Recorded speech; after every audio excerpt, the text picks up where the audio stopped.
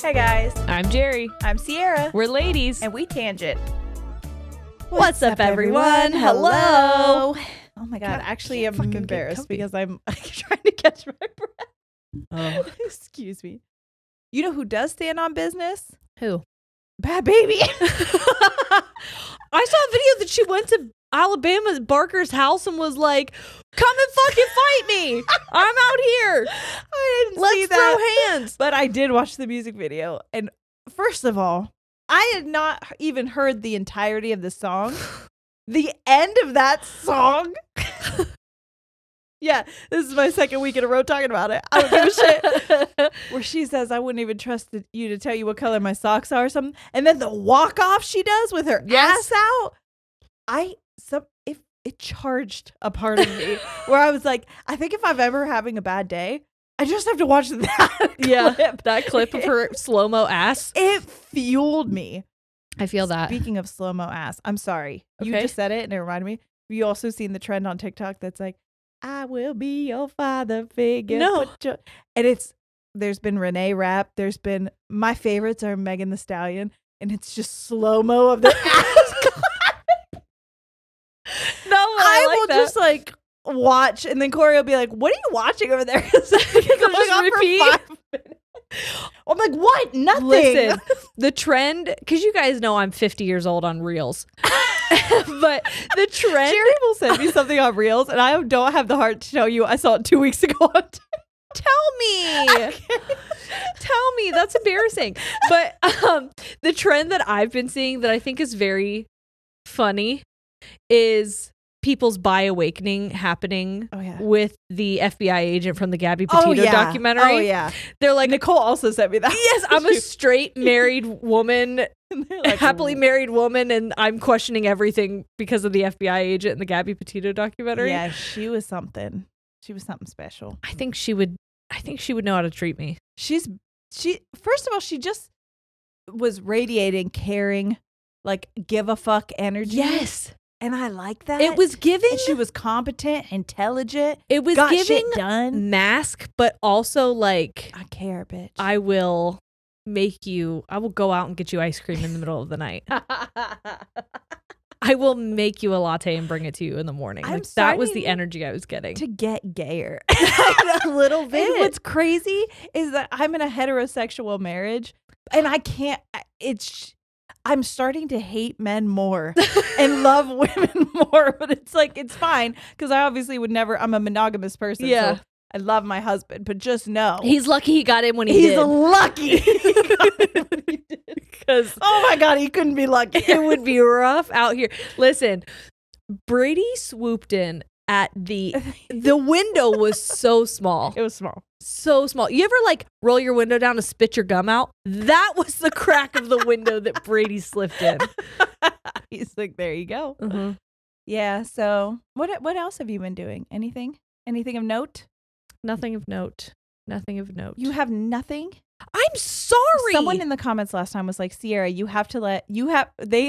I saw bullied it. me. I saw it. And I Did was you see like, my oh my God. response? No, what'd you say? I was like, I wish I could. I don't know how to make her talk more, especially when I come with the info sometimes, but I will do my best. So this is me trying to be like, tell me about your fucking week. Speak, bitch. Listen. I think if we went back in the history of the entirety of the podcast, I was told to shut up and stop interrupting you. So So was I. They do say that about me. That's what I'm often. saying. It's like, ignore it. Because Because this is a real there's- yin and yang situation. You guys have to know. Yeah.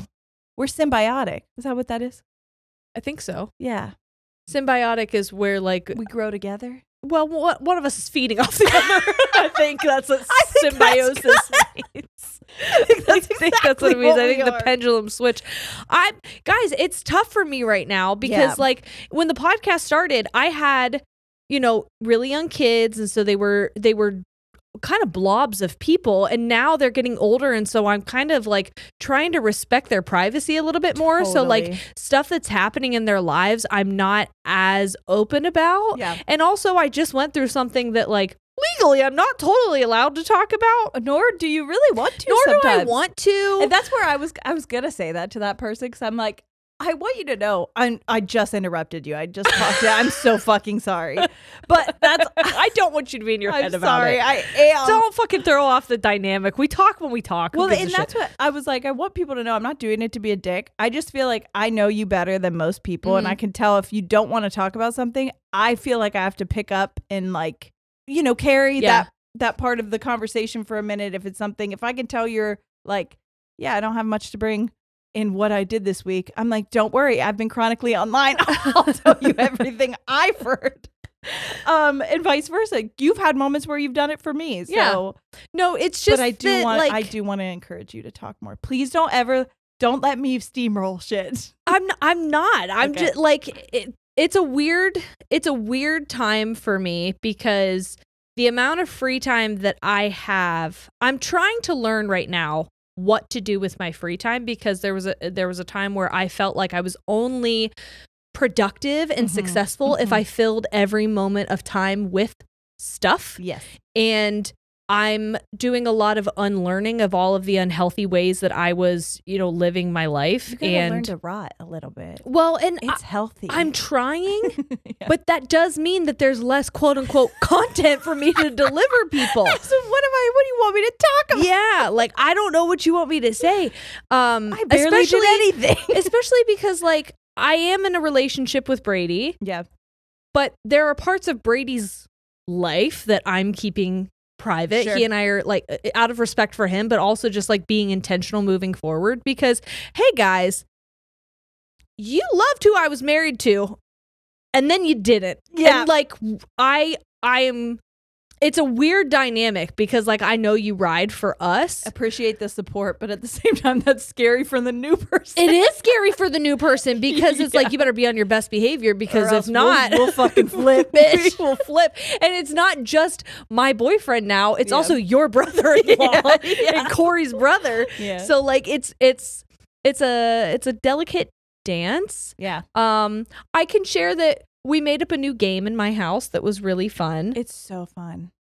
My boys are at an age where I like thought, oh my God, I've been waiting for this moment. This age is so great. Not that I'm like wanting to wish any moments away. Like every moment has their like beautiful parts of it. But I know for me as a kid, I loved make believe, and I loved choreographing dances for people and performing. Yeah. And so my kids are at an age now where like they can kind of do that, and you just get to see a different part of your kid's brain working. Oh, it's so fun. So I was doing my hair, and the boys, whenever I do my hair, are in my bedroom and they're jumping on the bed because they like to be close to me no matter where I am. And so once I was finished, they're like, Mom, come sit in the bed. We're going to play TV. And I was like, well, I don't know what TV is. They hand me the remote and I'm supposed to press play, and they duck down in front of my bed. And when I press the button, they rise up. And they are the TV. And they are the TV. So they just start acting stuff out. And then they're like, change the channel. So I changed the channel, and I was like, oh, now it's the crocodile channel, or this is the zoo channel, or this is the basketball channel. And then they would act the karate channel. They would act out all these different things. And it was so fun. So that was sweet.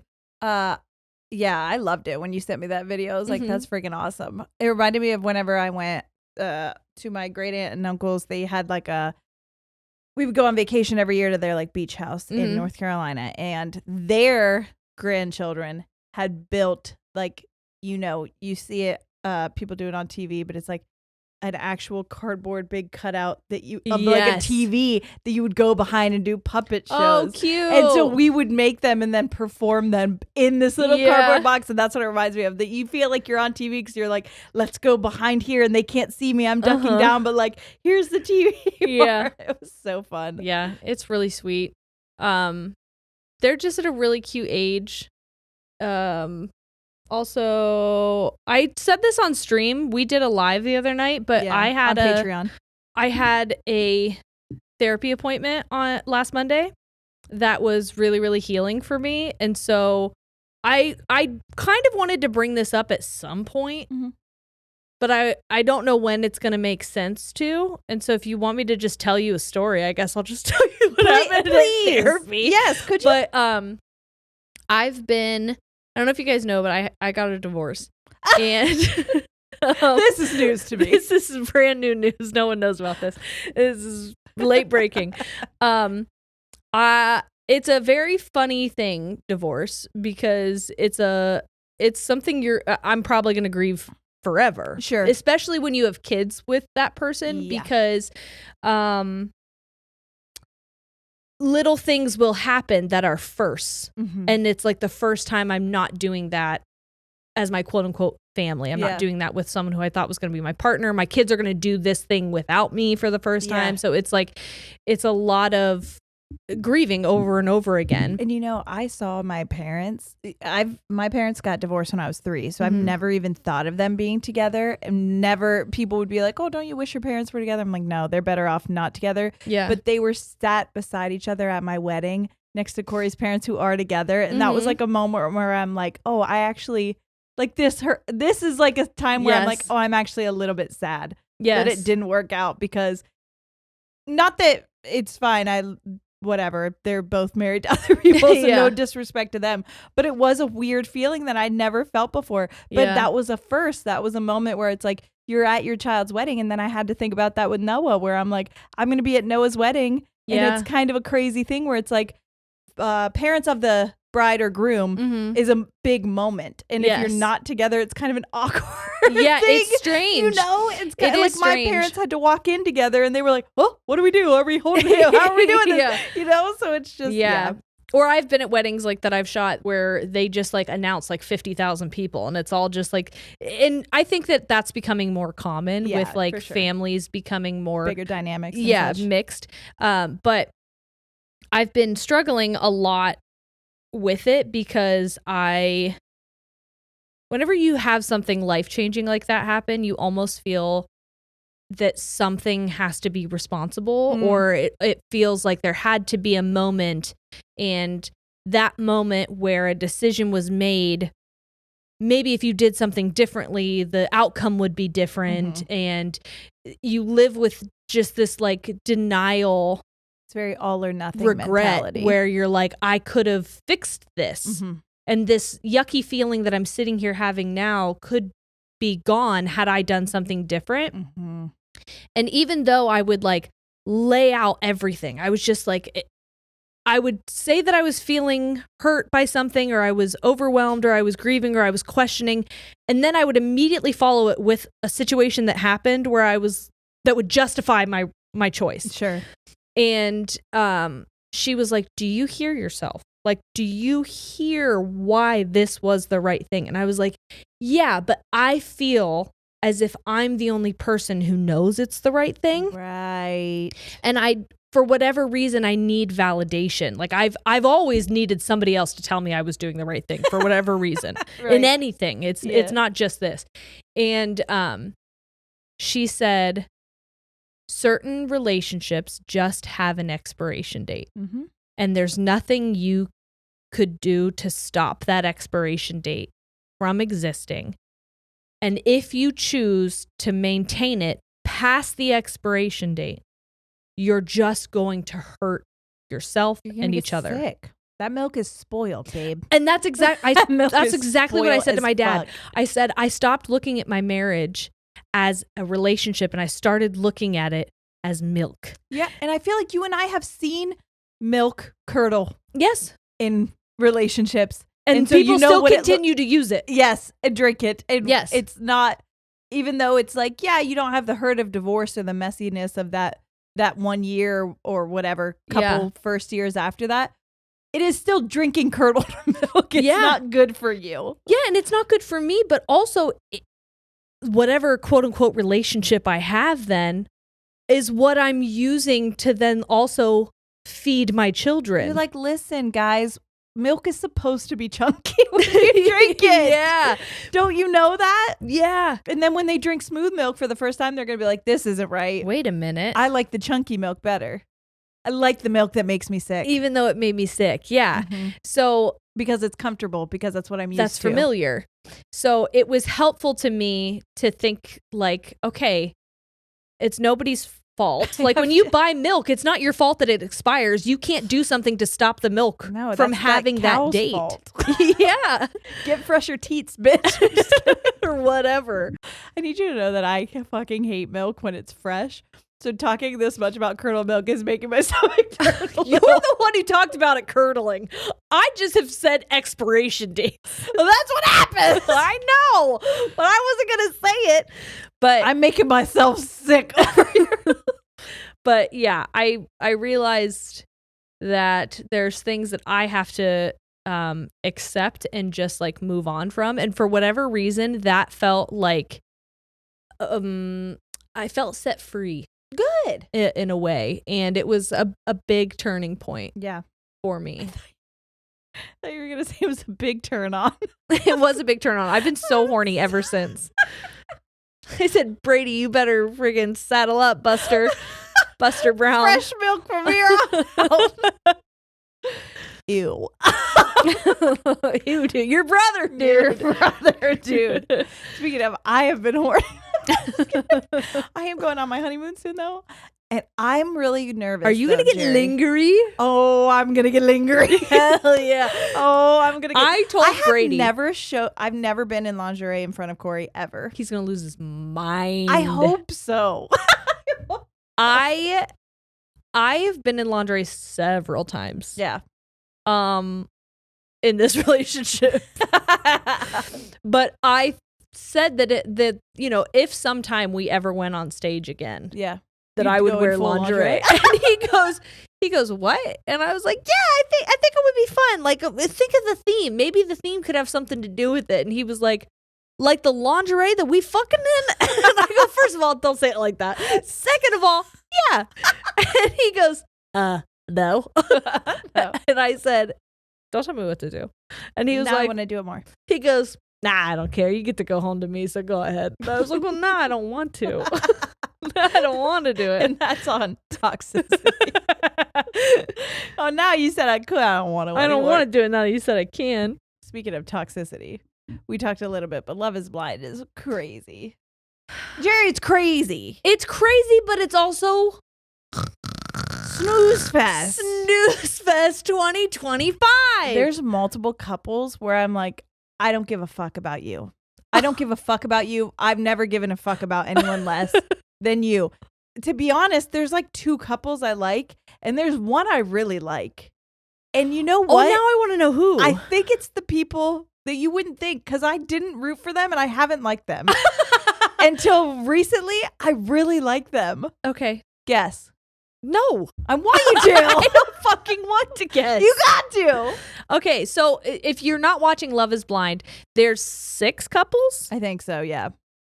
Almost all of them look the same. And they're mostly boring as well. It's going to be really hard to remember. I'm sorry if you are any of these couples. Your edits are shit. They did you dirty, dog. That's on them, not on you. You as a person, I'm sure I would love and adore and cherish. Well, most of you. Netflix, not you, Dave. Not you, Dave. Never you, Dave. Never, Dave. Netflix did you dirty. Lauren, I love you. And you're a queen. And So Lauren and Dave. No, you're That's one couple. I'll tell you right now, it's not them. Ben and Sarah, that couple. Okay. Monica and Joey. Yep. Virginia and Devin. Yep. What are they? Taylor. And 5'8" Daniel. And Daniel. In the like first 3 episodes, he kept talking about his height. He would not stop talking about his height. And he was like, I'm 5'8", I'm 5'8". Short king season. My husband's 5'8". Yeah. So I never realized that people consider that short because I'm 5'3". Yes. So I'm like, that's not a big deal. But because he mentioned it so much, every time we would talk, he would say 5'8". I started calling him 5'8" Daniel, and I can't stop. Well, that fits. Who's the 6th couple? I don't think there is one. I think that's it. Think it's just 5? I think it's just 5. Okay. Okay. All right. So those 5. Mm-hmm. Watch there be another couple, and we just like fuck. They just not here. If you are, you're boring as fuck, brother. So you like 3 of them? I like one of them. One of them. Potentially, there's a second that I kind of enjoy as well. Okay. Do you like 5'8" Daniel? Yeah, dude. Taylor? I really do. Okay. Is that your number one? Yes. I don't know why, but I really like You love them. a short king. I love a short king. And I thought he was a stalker. They painted him They as a stalker. really did paint him as a stalker. And I got really scared for a minute. And then I went also, down. Maybe if he was a stalker, is it the worst thing? Is it the worst If a man thing? likes a stalker. If a man hypothetically follows you onto a show and lies to you in order to like wedge you, legally bind himself to you that's forever. sweet. I think that's romantic. Your soap operas are showing. My soap operas are showing. Oh God. Yeah, I like them, but I have one other couple that I'm like, you guys are cool too. Virginia and Devin? No. Okay. Honestly, I'm sorry. I don't like Devin. I'm not sure about them. I don't know. I didn't like the way that Devin treated Brittany when they had a conversation about who she had dated in the past. I agree. Immediate ick, and I got pissed off. I agree. Then I wrote him off forever from that conversation alone. See, I don't know how much I trust Joey. That's the other couple that I like. That's the other one that you like, Only Joey and because Monica. They're weird. They're so weird, and I've never seen two humans wag their tails when they met each other. They really did. Literally wagging. And I was like, this is the same person. Yeah. From that, I liked them. I liked them until I don't know if it's her sister that like planted the seeds of doubt about him in my head. Wait till just give it a second. It gets better. Yeah. Okay, so Yeah. I'm not fully caught up yet. Obviously, Corey's Dave could catch these hands. Dave can catch these hands for sure. Corey's like, I think that Joey's got a dark side to him. He's too perfect. I think there's something brewing. He's got anger. Well, that's what's scary. I know, I'm and not like, sure. Corey, I don't like that you're saying this, but I do understand. Because he's intuitive. I do understand where you're coming from, I think. And I think we could be blinded by his goof. I love a goofy guy. No. Yeah. The long hair, the goof, the Hawaiian shirts. I could be blinded by that. And I always am. I'm entranced.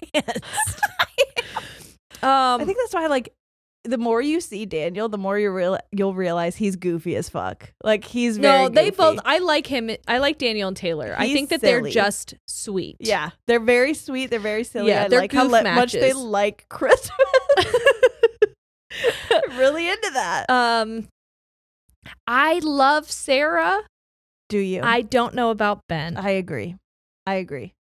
All of the men this season where people I was like, I don't know about you, know. except for Daniel. For 5'8" Daniel. 5'8" Daniel has my heart. Yeah. I don't know why. I hope nothing bad comes out about him. I'll really be upset. Yeah. But all the women, I'll be honest, I think 90% of the women on this season deserve better. Hey, but that's also what you believe in real life life. in general across the board. That's just a fact. Lauren, Yeah. you do for sure, babe. Tighten your crown, honey. Yeah. Goddamn, these men ain't shit. And you know what? If a man would have done what Lauren did, no one would have said a batted goddamn fucking thing. eye. Nope. The way they're trying to slut shame her. And I'm like, of course she was getting some. Have you seen her body? Yeah. She's hot as fuck. Her skin is amazing. Mm-hmm. Her hair, luscious, beautiful. She's Drop stunning. the routine. Clean girl, aesthetic. You're so hot. And you're like my age. How? You don't I have saw a her single on that wrinkle. bike. Hot as fuck. Hot as fuck. Ass out. Big titties. I'm intrigued. Dave, Mediocre. get in the gutter where you belong, brother. Mediocre man. I hate him. I could pass that man on the street and not even think a second thought about him because he looks like every other man I pass I think on the I street saw every day. some guy who may or may not have committed murder who looks just like Dave. Oh my God, that's true. We did. That's a story for another time. Listen, this is not. This is coming off more judgmental than I meant it to, and I'm sorry. It's just because we're mad. I'm mad about men mostly. Honestly. And these are ones that were just given platforms and we're upset about it. Yeah. But anyways, keep going if you're watching it. It's fun. It's fun. Fun show. Once you get through the first 6 episodes. And it really gets good. Yeah. Oh. I watched a movie last night. What'd you watch? I watched Carry On. What the fuck is that? It's a movie. It's about a chemical weapon that is attempting to be put on an aircraft. What? Yes. Jerry. What? Why would you even tell me this? I'm afraid of flying. There's a happy ending. Is there? I don't know. Don't want to ruin it. But there is a TSA agent who runs like crazy. His arms are like Ken doll arms when he's sprinting. And Brady and I could not stop fucking laughing every time he ran. I know it was a very serious situation, but he was running like a dweeb. And I don't know how to explain that any other way. Listen, to be honest, me and Jerry, when we were flying quite often last year, we were spitballing, we were freestyling, and we did come up with a comedic action movie that centered around the Dunkin' Donuts workers in an airport.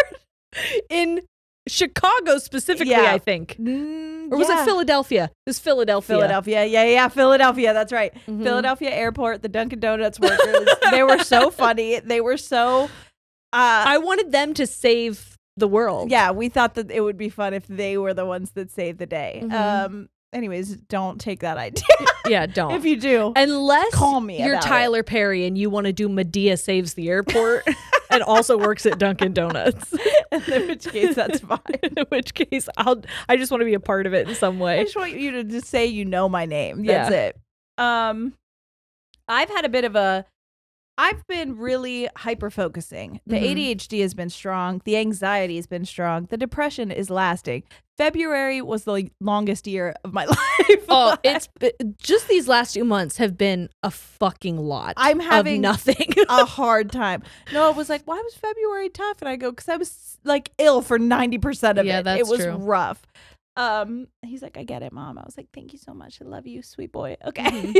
Because he's like, my birthday's in February. I was like, it's not you.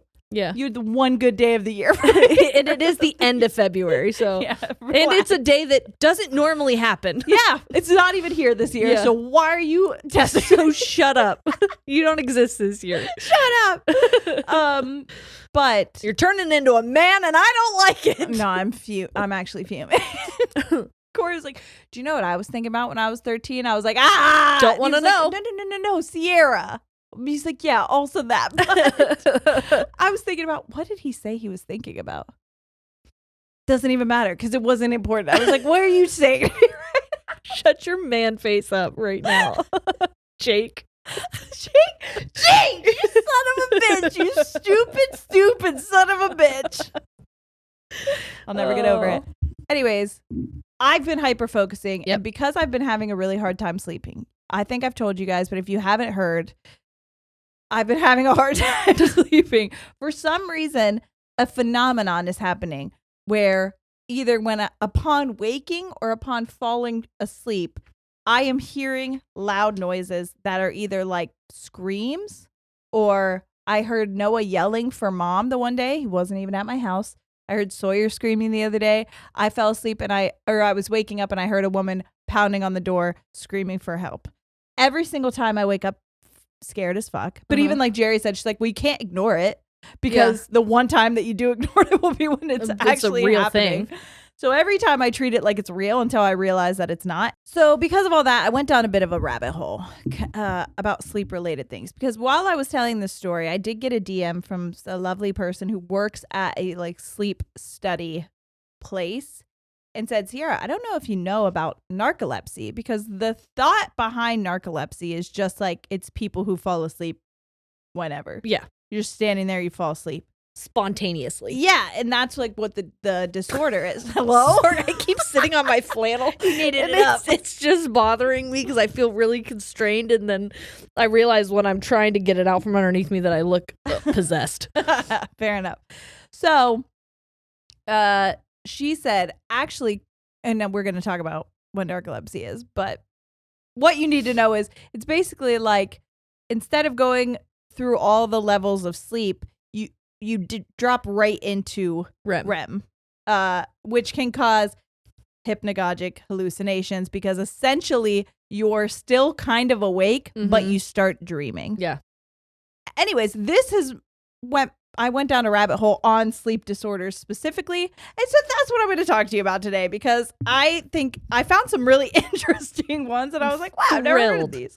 And so If you hate this, I'm sorry about it. But I had a lot of where I was this intense week. dreams last night. Did you? Tornado. Well, the other thing is I've been having a lot of stress dreams. We both have, I feel like. I had one with you the other day and I couldn't remember, or like 2 weeks ago. And now I can't remember what it was, but it was really intense. Yeah. I can't even say this, but I will. Corey doesn't know this. I've had multiple dreams where I'm cheating on him. And what does that mean? Nothing. It used to happen to me. Well, I don't love this at all. Well, I think it's worse. Now, hold on. No, I think it's a very normal thing. Well, I'm not cheating on him because in my dream, I don't know we're married.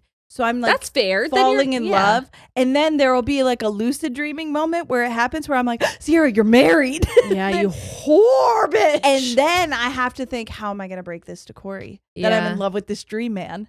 Oh, yeah. I wrote a book like that once. Really? In my mind. I didn't actually do it. In my dream last night, there was a tornado situation and I was in a house with a bunch of people and I realized that the house started lifting off the ground and that we were in the tornado. And I was like, get my kids. And my kids were asleep. And so they just started like sliding. And I was like, oh, no. So I'm like running through the house that's tilted and my kids are sliding asleep. And so I'm going to grab them. And I grabbed my kids and their dad was there. So the four of us just like hunkered down in a bathroom as the tornado happened. Wow.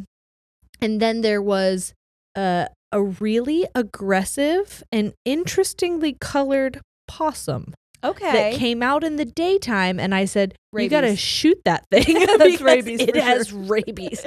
We need to kill that possum. So that was another part of my dream. Interesting. So so I just did read, because I looked up cheating on your significant other.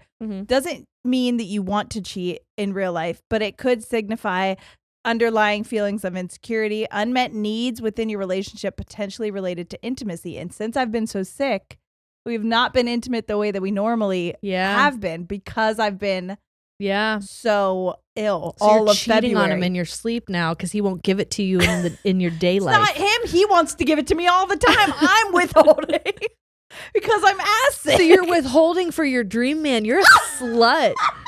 You're a bitch of a wife. Lock me up and call me Lauren. I'm a slut. Just kidding, Lauren. You're my cheese. You're my. I went to me and Brady keep calling each other Big Cheddar. She could be your Big Cheddar. I wanted to say you're my queen, but then I looked down, I saw cheating, and so I went cheese. You're my cheese. Could also mean that I'm having low self-esteem, which I am recently. Jerry knows. I took like 40 minutes to get ready today. 50, probably maybe 100 minutes. It could have been so many minutes. Honestly, it was a lot. And the whole reason was because every time I looked in the mirror, I was like, disgusting. Get out of my face. Yeah. You're horrific to look at. Me to myself. I did that to myself, and then I was like, well, if I have to look at me, so do you. And so I just didn't do anything with myself. Yeah, I can't. So real quick, I'm going to just tell you we did a dream thing, but it was 5 years ago. Okay. So to catch you up, in case you don't know, you dream in cycles, or you should. Yes. You should have a sleep cycle. So here's what happens. Right when you go into sleep, you have 4 sleep cycles, 4 stages of sleep. The first one that you go into is non-rapid eye movement, stage 1. So NREM, stage 1, which is a light sleep where you can be easily awakened. You're not really asleep. A lot of times you could still hear things. And it's easy to wake somebody up in that state. I think it's the state where dads say, I'm just resting my eyes. Yeah, but they're also talking in their sleep and you're like, what are you saying to me right now? Yeah. You crazy person. Then you have NREM stage 2, which is a deeper sleep, and you have increased brainwave activity happening here. In NREM stage 3, this is deep sleep. Okay. This is where the most rest happens. This is what you're looking to achieve, is this deep sleep. Yeah, because during that deep sleep is when your body does like all the regenerative stuff. It's when it does its healing. Restorative. I was like restorational. This is restoration hardware sleep. You guys know. But basically you have slower brainwave activities, reduced muscle activities. You are really getting that rest. Yeah. And then you'll have a rapid eye movement sleep, which is REM sleep. And this is where you dream. Okay. You have a dream-filled stage with super increased brain activity, but you're paralyzed essentially. Yes. So you're having rapid eye movements behind your lids, but you're paralyzed so that you and your brain does that so you don't act out your dreams. Yes.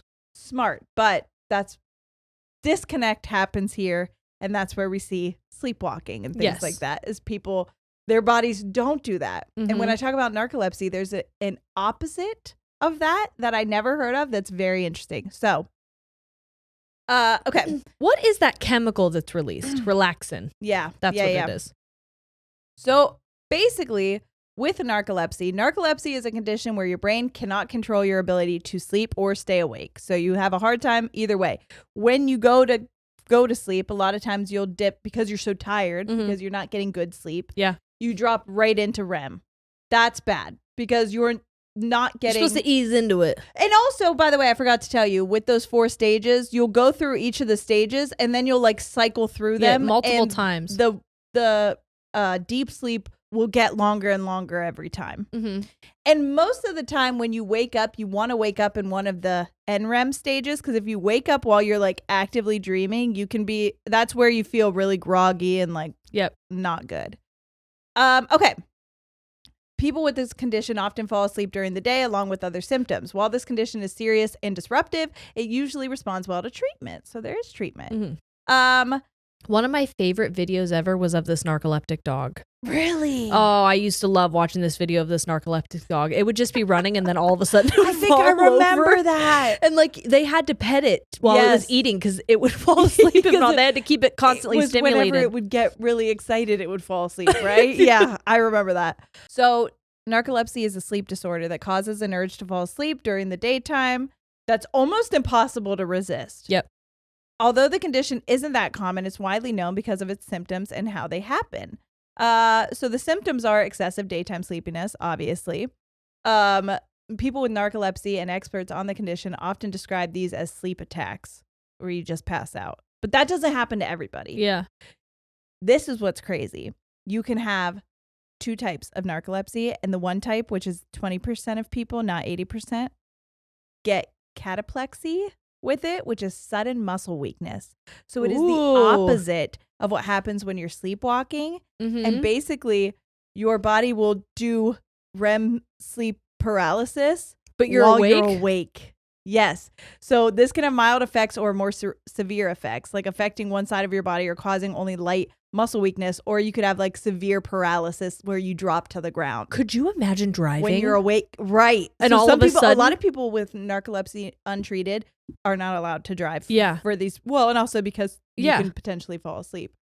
Sleep-related hallucinations when you're awake, or these happen most often right after falling asleep or right before waking up. Right. Which is why that person probably said, hey, this sounds like potentially it could be this. If you want to go get a sleep study done, it might be beneficial to you. Or sleep paralysis. When you have this symptom, you'll wake up sometimes fully, but not always, and find yourself unable to move while still dreaming. Very scary. People with cataplexy will have sudden muscle weakness while awake, similar to how your body blocks movements during REM sleep. So basically, you can have like your jaw dropping. It almost looks like what happens like with a stroke situation where your face will it's like a paralysis motion. Like or you Bell's can palsy or something. Or you can have full on collapsing, like all of your muscles go. And it's an involuntary thing. You can't feel when it's coming on. It just happens. I know this isn't the same thing, but whenever I used to throw tantrums as a kid, my legs would go completely numb and I would drop to the ground. Well, it might be because cataplexy happens most often because it's related to emotions when they happen. Positive emotions are the most likely to trigger this, especially laughing really hard. Making jokes. No, mine would always happen when it was negative. Like if I didn't want to take medication, my legs would go completely noodly. And what's interesting is whenever I was in early, I was taking a surprise, fear, and anger can also trigger this. Okay, fair, but they aren't as likely to. Whenever I was taking an early developmental class, I learned that there are multiple stages or multiple things that kids do when they're frustrated. Some kids will hold their breath. Some kids will like hit their heads, and other kids' limbs will just go limp. Interesting. And it's just a neurological thing that happens. Wow. And you grow out of it, obviously. Like you don't see me just like dropping to the ground when I'm upset all the time. I've seen you death drop multiple. But there are times where I have done it as an adult. Really? Yes. But Forrest does it. Really? Forrest, I've heard he's like, I can't use my legs. I can't walk. And like, it's when he's really, really emotional, like really worked up. And I'm like, interesting. That's genetic. You get that honestly. Well, from me, bitch. Okay, and this is the next part. Cataplexy can take slightly different forms in children and in people whose symptoms started within the past 6 months. For them, this can look like sudden, uncontrollable grimacing or face crunching, sticking out their tongue, or loss of muscle tone, making muscles feel soft and limbs feel floppy throughout their body without an emotion-related cause. Interesting. Yeah.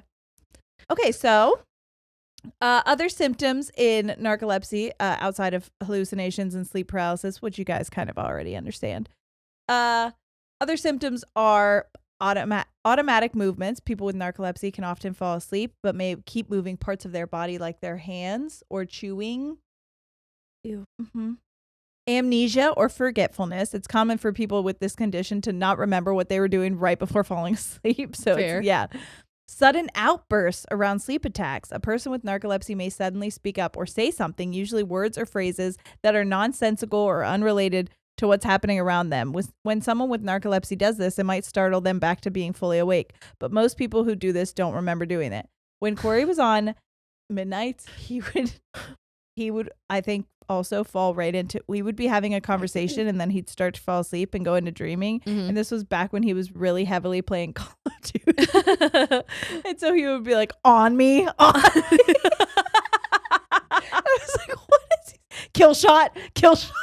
You're like, what the fuck? What is he saying right now? My mom told me one time she was at work and she was writing something down on a notepad. And when she woke up, because she fell asleep doing this, she had written Jerry and Disneyland. And she called me and she's like, I don't know why I wrote this.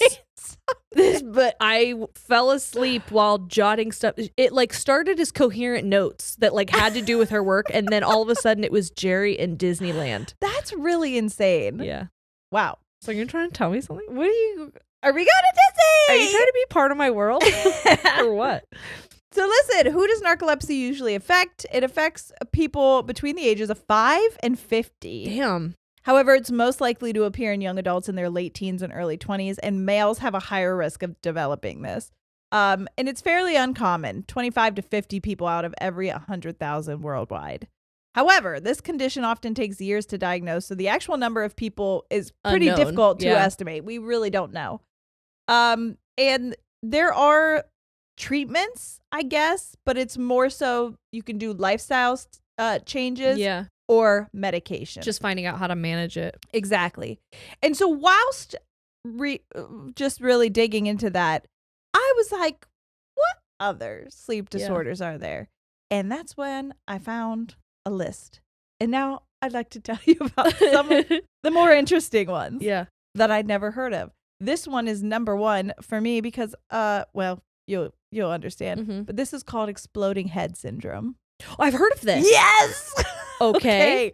Someone also messaged me and said this could be what I have. Yikes. Yes. What a scary name for a syndrome. I was like, I don't like, want what were that. the other ones that were on, like they were workshopping and they landed on this one? EHS, exploding head syndrome.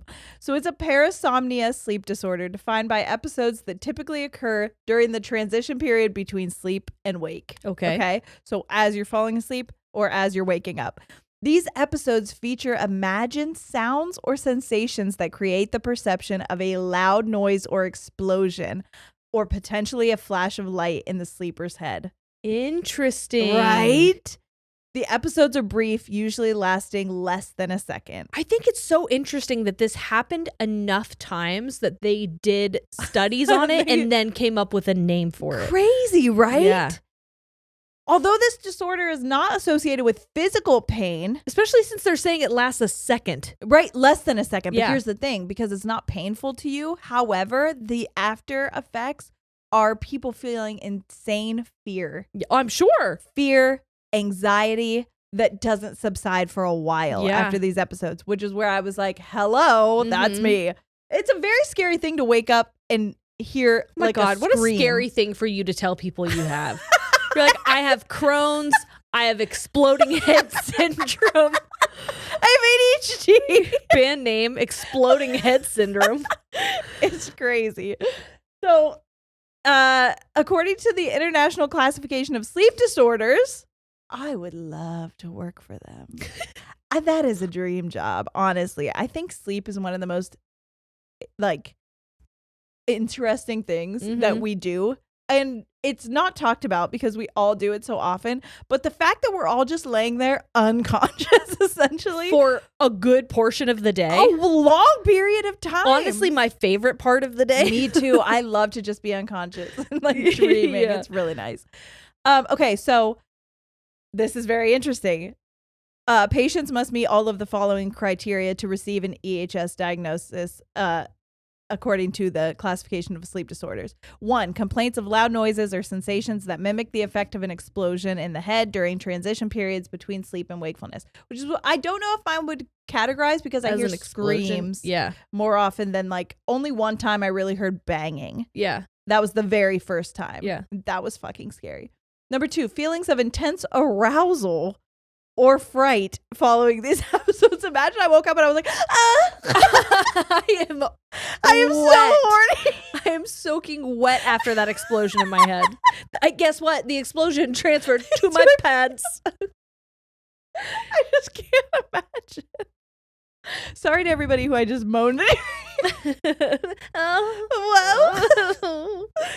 3, no significant physical pain during or following the episodes. Okay, so those are the 3 things, kind of. God. Which I mean, I'm pretty. What people were they studying where they were like, hey, so you heard that bang in your head and now you have a boner? Do you think those 2 things were connected? What do you think? Yeah. I'll tell you they were. We watched it while you were out. It was a real big bong situation. What causes this exploding head syndrome? Great question. I'll tell you. Probably stress. It's always fucking stress. Always stress. It's always stress. I think that's a fail-safe for scientists. They're like, we don't know why this happens. Probably stress, though. Stress, for sure. Now, here's what's interesting is that research suggests that EHS, as opposed to narcolepsy, is actually occurring more commonly in women than men. The median age for all reported cases is 58, but cases have been reported with patients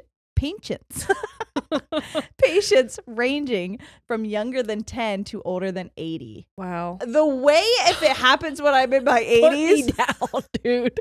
Put me to sleep forever. Or that's going to do it. Can you imagine? My ticker is not going to be able to handle that at all. Well, unless you're getting aroused from it. I wake up in a nursing home and I'm like, nurse. Oh, great. We got to change her sheets again. Please. She had one of those. Do it slow. She had one of them brain bangs. Sir, nurse, I came again. In my sleep. Excuse me. I've been dumb coming in my sleep. What are we going to do about this? Some EHS cases involve 2 or more members of the same family, but a genetic link has not necessarily officially been established. Gotcha. So, in most cases, patients don't notice any precipitating factors leading up to these episodes. That said, some claim to experience a greater number of episodes when they're stressed or overly tired, like a newborn baby. You know what makes me overly tired too? Hearing fucking screaming as I'm falling asleep. That's a good way to ensure I'm not going to get a restful night's rest. Feelings of fright immediately following these episodes are common, as are physiological signs of fear, such as sweating, heart palpitations, difficulty breathing, all of which I experience after when I'm aroused. And when I'm coming. When I'm aroused, I feel all of that as well. So I understand the overlap. Fair enough. And this syndrome isn't necessarily considered dangerous. It's considered a harmless condition that doesn't pose a danger. I disagree. That's what I disagree. I'm having a terrible time. Yeah. I think it's a danger to my sanity. Yeah. For sure. Maybe you should be less stressed. Have you tried being less stressed? I really have. It's not working. However, a lot of people that are diagnosed with EHS will receive a good prognosis and they can get treatment, proper treatment. And with time, a lot of these episodes completely disappear. Oh, good. So that's great news. What's next on my list, you ask? I'll tell you. Next on my list is something that's really sad.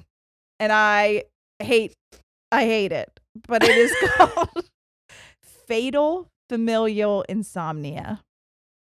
Familial. So it's hereditary? Yes. Ouch. Fatal familial insomnia is a rare genetic condition that causes sleeping difficulties, insomnia, memory loss, dementia, and involuntary muscle twitching. This condition gets worse over time and it is life-threatening. There is no cure, but treatment temporarily can slow the progression of symptoms. Can you give him a Benadryl? That knocks me out right now. People's brains don't work the same because Benadryls knock you out, not me. Not me. My mind doesn't work like that. Not me. Not you. Oh, not Hermione. You. Not me. Not you. My brain. Dude. So this is a rare genetic condition that affects your brain and central nervous system, and it causes you to have trouble sleeping, memory loss, muscle twitching. We said that already. It is a degenerative disorder, which means that symptoms get more severe over time. Yeah. And the symptoms of the condition are life-threatening, no cure, and the studies are ongoing to find treatment options to reduce the prognosis of symptoms. But what's crazy about it is that it's a genetic disorder. So these people will inherit a gene from one of their biological parents and then get diagnosed with it. There's usually a history of the condition affecting the family, since only one copy of the mutated gene is enough to cause symptoms. So it's autosomal dominant. And I know what that means. Do you? No. Do you? Yeah. Yeah, you did genetics. Yeah. Corey knows what it is. Means that it's a dominant gene. Means just that one dominant. You just need one of them. It's kind of like redheads. Yes. Yeah. Red hair is dominant, right? Redheads, no, it's a dominant recessive. Oh, okay. Which means if it's like blonde and red, then red's gonna win. So brown eyes is like dominant. Yes. So only one of us has to have brown eyes for me to have a brown-eyed kid. Not necessarily, because if you could be a carrier. You are a carrier. I am a carrier. So you have brown, and we'll just say blue to simplify it. But even you know though it's what's more really complex. crazy, and this is how I know that this is how this works, is because Corey and I both have brown eyes, and Sawyer has green eyes. So you both are carriers. Yes. Yeah. Because my dad has green eyes. And so like his both of my blue, kids and have his dad has green eyes. Bluish, greenish eyes. Like they both have my color eyes. Yeah. And so and their dad has brown eyes. Interesting. Okay. Now, the good news is that fatal familial insomnia, FFI, is very rare, and it affects an estimated of 1 to 2 people out of every 1 million. Oh, wow. So that's pretty, yeah. Yeah. It's pretty good. Pretty rare. Since it's genetic, there are approximately 50 to 70 families worldwide who carry the mutation that causes the condition. Now, the good news is... That would be a lot... This is a stupid word to use, to carry. No, you know what I mean? truly. Like, that would be a lot to like know you have and to like know you're likely to pass on, especially to someone because else. These days you can get genetic testing done. Yeah. On like when you're pregnant. Yeah. And then that's another thing that I can't even imagine a decision you'd have to make where it's like, do I have a child that has a potential to live with this disorder? Yeah. Because it's got the genetic makeup that's right for this. I don't know. That's so scary. So especially because like even if you don't have a sleep disorder, but you like struggle with PTSD and you struggle with sleep or whatever, maybe your schedule's wacky, like lack of sleep is dangerous. Yeah, it is. It is. They say if driving tired is worse than driving drunk. Don't do either. But I will tell you, when Sawyer was a newborn baby, she did not sleep. She really doesn't sleep now. That's why she's still in my bed. I don't give a fuck what you think about it. Okay? It's the only way she sleeps through the night. Yeah. And I had 2 years where I didn't sleep more than an hour or two at a time without waking up. It was horrific. Okay. But when she was a newborn, she would not sleep for longer than 30 to 40 minutes at a time, unless I was holding her, which I can't do while I'm sleeping as well, because I had anxiety and I was like, I can't. She's going to die. Okay. That was whatever. So I would get 20 to 30 minute rest moments, and that was my sleep. And on about the 4th or 5th day of that, because Corey would work during the week, so I couldn't like get good sleep. Yeah. Because he got home so late, and then we'd be eating dinner and blah, blah, blah. And by that time, then I'd be like, okay, we're both going to sleep. And then she's not. Anyways, the whole thing is on the 5th day, I remember I ordered food, DoorDashed it. And I was like, all I have to do is go downstairs and get it. And I had her in my hands. And I went to go walk down my stairs. And I was literally like hallucinating. I felt like I was hammered, like the room was spinning. Yep. I had to call my mom. And I think she called my sister or something like that. But I was like, can somebody come help me? I don't feel comfortable walking down the stairs with this baby. Thankfully, my grandparents ended up coming over. Yeah. They got me my food. They took Sawyer. My grandma was like, go sleep. I slept for 3 hours and I felt like a brand new person. Yeah. Literally a new person. It was just like I needed one cycle of the deep sleep. Yeah. I'm like, please. But it was scary. Yep. That was the worst I've ever felt, where I was like, I couldn't imagine if I would have driven on that. It would have been like driving more drunk than I've ever been. Yeah. And that's scary that people have done that when they have insomnia and things like that. I can't imagine. Okay. Symptoms of this is difficulty sleeping that gets worse over time, nervous system overactivity, including high blood pressure, a faster than normal heart rate, and anxiety, memory loss, hallucinations, or seeing or thinking something's there when it isn't, involuntary muscle twitching or jerking. These symptoms usually begin between the ages of 20 and 70. The average onset of symptoms is age 40. Yeah. That would be so tough to live with. Oh my God, I can't. Yeah. Like mentally, like emotionally, like not physically. Yes, that's obviously taking a huge toll on your body, but like mentally, that would be so hard. So hard. It's like having a chronic illness. Yeah, it is 100% that is probably going to end in death. Yes. Which is, and especially a lot of these symptoms look similar to like dementia and Alzheimer's, so it can be misdiagnosed until it's too late. Yeah, too late. Thank you. Basically, what causes it is a mutation or change of the PRNP gene, which is responsible for making the prion protein, and this exists in your brain, specifically in your thalamus, and it helps regulate body functions like sleep. So with that disconnect, then you don't. Yeah. That's what I'm saying. It just takes one mutation in one small place to have that's the biggest effect. That's what I was told about my miscarriages. Yeah. When I got my genetic testing done, they said you have a mutation here, and this mutation wouldn't really matter unless you also had a mutation here, which guess what? You do. Mm-hmm. And so because of that, your body doesn't make the protein that tells your placenta to stay attached to your body. Right. So your body keeps forgetting that it's supposed to stay attached, and it keeps just spontaneous, their words, the scientific medical words, spontaneously aborting your pregnancies. Yeah. So like when you say it just takes one little thing to be out of place or abnormal or mutate to like fuck up everything. That's why honestly, getting pregnant, but just living in general, all of it is just like everything kind of has to go right. Yeah. Because it just takes one small thing to go wrong where it's like, it's all down the shitter now. Mm-hmm. My next one, I think this is going to lighten the mood a little bit. You got to hope. You really do. This one is called sexsomnia. Hell yeah. Sexsomnia, also known as sleep sex, is a type of sleep disorder known as parasomnia. Parasomnias refer to unusual sensations and behaviors, such as sleepwalking, that people may experience or exhibit while they're asleep, falling asleep, or while they're waking up. In the case of sexsomnia, people will engage in sexual behaviors such as masturbating, sexual movements, sexual aggression, or initiating sex with another person while they're sleeping. I've had that happen to me. I've had that happen to me. Yeah. Though their eyes may be open and they may be making sexual noises, they're actually asleep during these activities and they are unaware of their behavior. Well, I remember asking before, like, hey, do you remember doing this? And they were like, no. And I'm like, yeah, I got your hand off of me several times. Oh my God. And they're like, I'm really fucking sorry. This disorder can occur unexpectedly, and a person may not know that they experience it unless another person notices the effects. So, like, imagine, by the way, had you not been in that bed, imagine how many times they might be jorking it. They just don't know.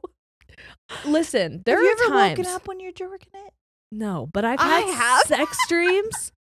I've had sex dreams where I am right there. Yeah. We are about to reach the mountaintop and then I wake up. Yeah. Like there are times where I cannot finish in my sleep and it is one of the most infuriating things. And then there's been like 2 times where I did and then I woke up scared. I was like, oh no, what happened? Did I pee the bed? It's like when I actually use the toilet in my dream where I'm like, oh no, I realize I'm asleep now.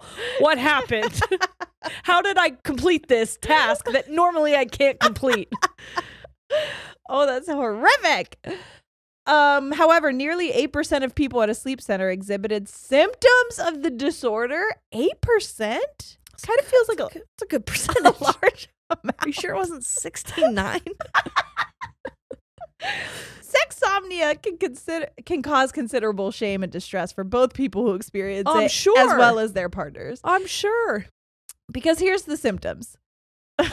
What if you're both asleep? You both have sexsomnia. You're both asleep. You wake up fucking and you're like, that happened to me. And I don't think I have sexsomnia, but I will say I think I was having a sexual dream. Uh-huh. It happened with Corey. And he said he was having a sexual dream. And then all of a sudden I was like, this feels really good. And I woke up and we were on each other. And I was like, what are we doing? How did this happen?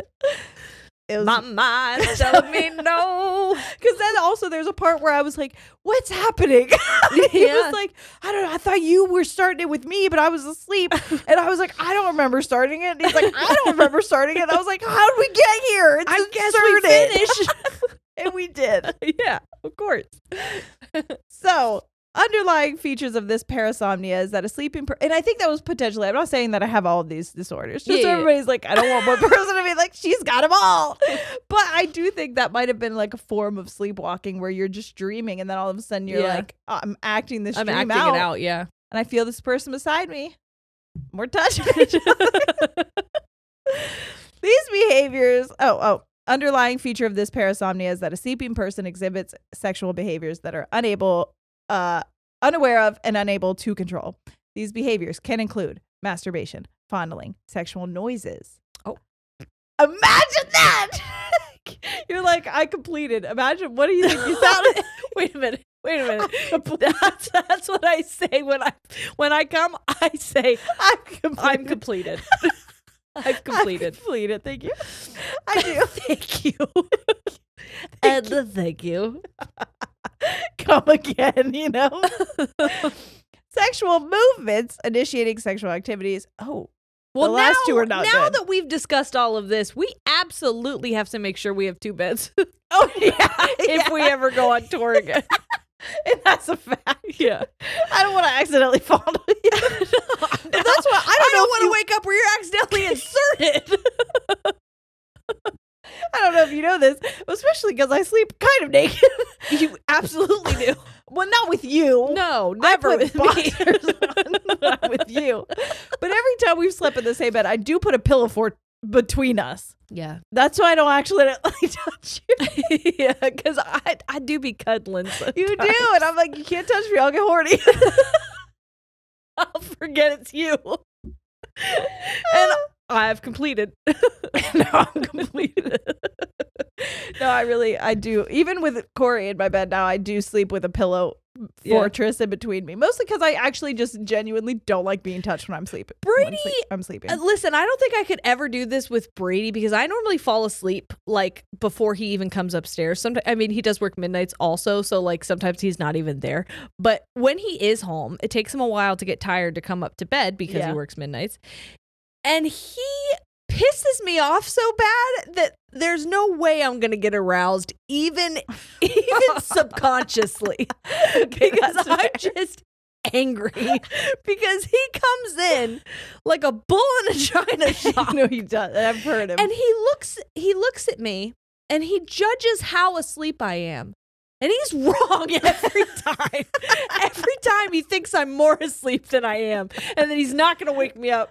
But I always wake up. That's so annoying. I would get fucking pissed. Well, here's what you need to know about sexsomnia is that it does occur it's more common in men than women, possibly up to 3 times more common. However, when it is showing in women, masturbation is the most common behavior, which ticks a lot of boxes, I think.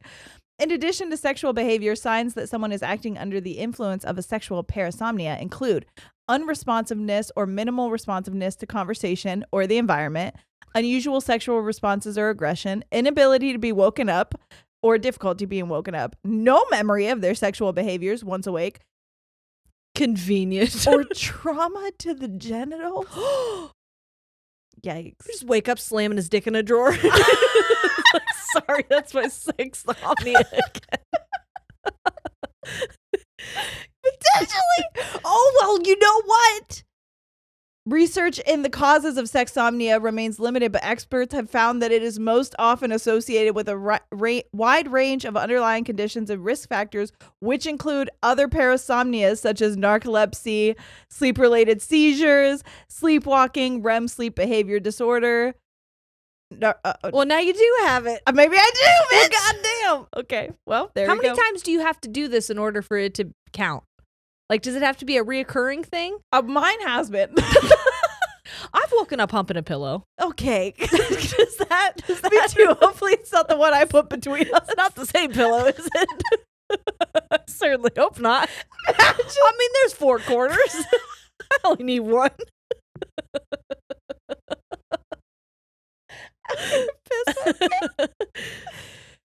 All right, last thing. Is sexsomnia legal? What? That'd be tough. I mean, we do know of a case where a guy sleptwalk, drove to his in-laws' house and murdered him. I almost covered that. That was literally going to be the topic today. I'm not kidding. Well, because he got off, didn't he? So into Sorry.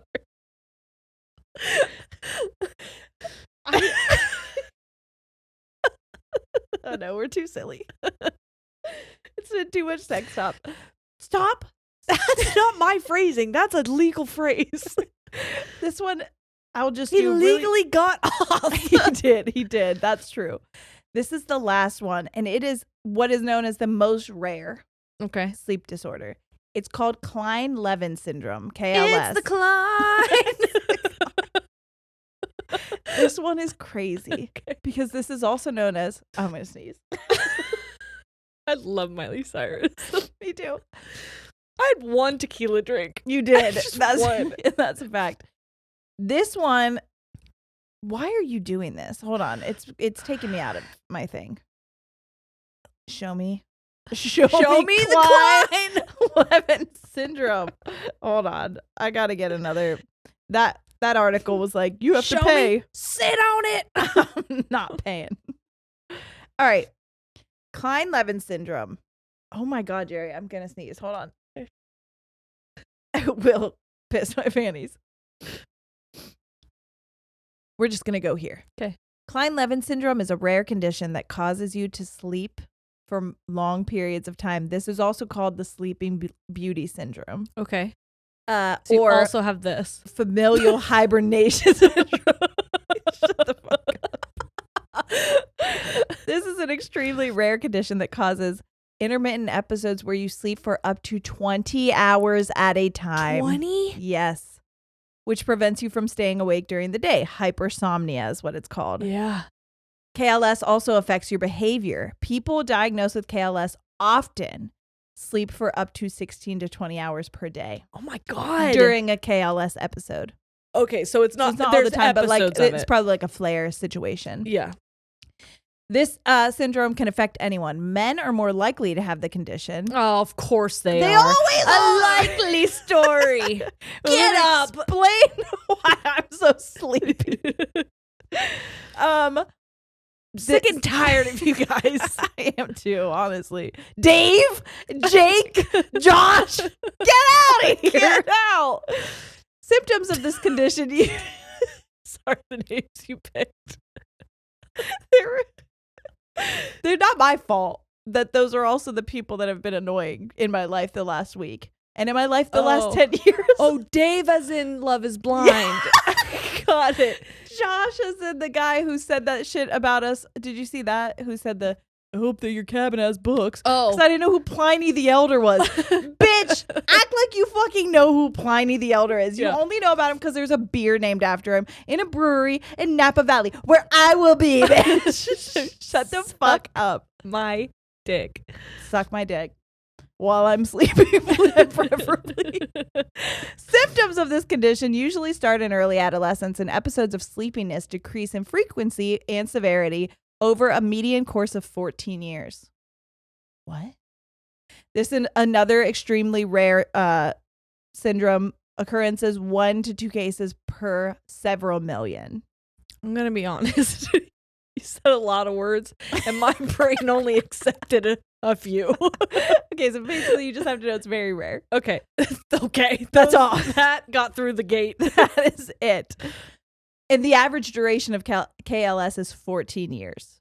Okay. So I guess it'll affect people for 14 years, and then all of a sudden they're just not tired anymore? I guess. Interesting.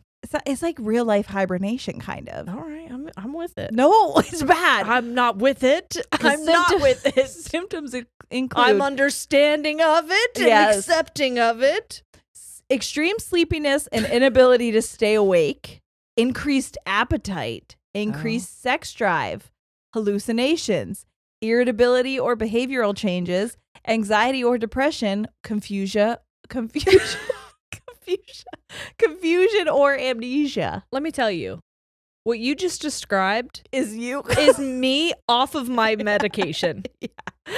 All of that, what you just said, is me when I stopped taking my antidepressant and my mood stabilizer. That's fair. Do you sleep for 20 hours at a time? I could. You probably could.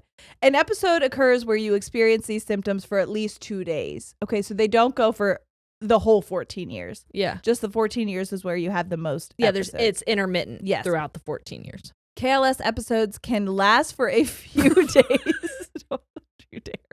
Sorry. Remember when you did the hibachi chef? What was that about? I did that? Were we on that? Was that when we were on tour? Caught it in the egg? Caught the egg in the hat? Fuck, what was that I think for? That was a tour joke. But it might not have been. It might have been on an episode. Could have been a TikTok. You let us know in the comments below. Did she do a bit with an egg where she was a hibachi chef? Or am I making that up? Am I fucking wild or what? Am I dreaming while I'm awake right now? That's funny. So the episodes can last for a few days, average around 10 days, or they could last for a couple weeks. Sheesh. And one study suggests that people diagnosed with this have an average of 20 episodes during their lifetime. God damn. Yeah. Yikes. God, imagine you have to go to work and you're like, I'm so tired. I have to sleep for 20 hours. That's really crazy. It is crazy. Most people have trouble. To be a parent too? Yeah. No, I couldn't. I'd have to give it away for like a week. For at least 10 days. Yeah. Most people have trouble remembering what happens during these episodes as well. I mean, that makes sense. Oh my God, the brain fog. Can you imagine? No. First of all, have you ever slept for more than 12 hours? It almost feels more fucked up than not sleeping at all. Yes. When I take a really long nap on accident, I'm like, that was a mistake. Mistakes were made. I wake up with like severe headaches. I feel really groggy. I'm sweaty. I'm so sweaty. Everything hurts. Knees weak. I'm horny. Arms are heavy. There's vomit on my sweaters. It's my mom's spaghetti. I found a Snapchat that I took when we were on our way to our show in Detroit. And it's you, and you're getting ready to take the picture of the exit for 8 Mile. And you do it, and then you turn around and you go, that's fun. I was so excited to see the 8 Mile sign. It was embarrassing. Okay. Most people have trouble remembering what happens, but they can wake up during an episode to eat or use the restroom, but they have limited physical function during this period of time due to excessive sleepiness. There's that meme of the Yoda that's like trying to find its way to the bathroom without turning the lights on. Literally. Oh my God. Oh. After you experience an episode, you'll go back to your normal patterns of behavior and not have any symptoms of the condition except for mild cases of memory loss. That would be really hard to do, to just like go back to quote unquote normal life. And also, like, what happens to your relationships during that time? Like, are people accepting and supportive, or like, would you have to be on disability? It would be really stressful on like every single part of your life. For real. And because also certain events can trigger these symptoms. Yeah. And those events include probably stress. Definitely stress is on there. Flu-like illness or infection. It's all the same things that trigger Crohn's too, by the way. I think it's just a lot of like flu-like illness or infection, drug and alcohol use, head trauma. Head trauma doesn't. But I think if I would have head trauma, the stress from that head trauma I think I'm not supposed to sleep when I have head trauma. I think they want me to stay awake. Physical exertion or stress. So what do you do? And the cause of this syndrome is unknown. Some studies suggest that an illness or injury causes damage to that part of your brain that regulates sleep, your hypothalamus. Yeah. Most illnesses, Have you ever heard of Hypothalamus the Elder? It's also a beer for him, I think. Did you know that, Josh? You idiot. Josh. You fucking dumb bitch. Read a book. Yeah. Fucking dumbass.